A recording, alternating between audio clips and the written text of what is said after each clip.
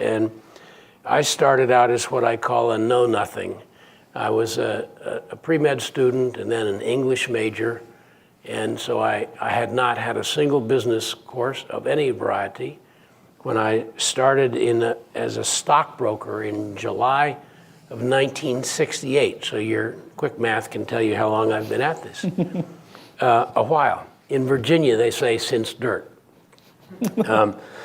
And so I had, in effect, really a clean canvas as to where I should go and what I should do. And so since I knew nothing, my goal was to figure this out. And the investment puzzle started out with, what makes a good investor and what makes a good investment. And I read voraciously and still do. And in the early works that I read that were very important to me were books like John Train's The Money Masters.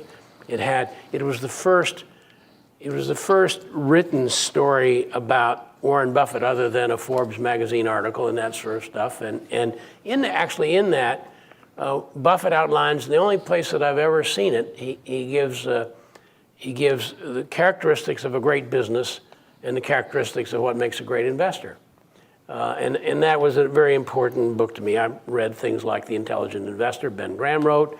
In 1972, I came across a book that was reviewed in Barron's called 100 to 1 in the Stock Market. And it was written by a Boston investment manager. His name was Thomas Phelps.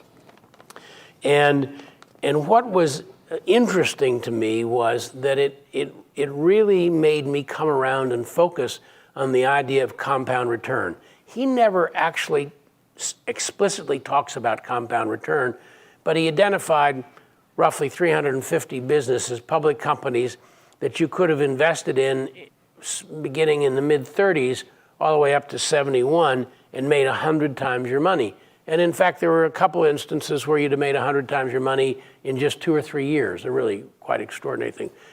The difference in all of those, of course, has to do with the rate at which you compound your capital.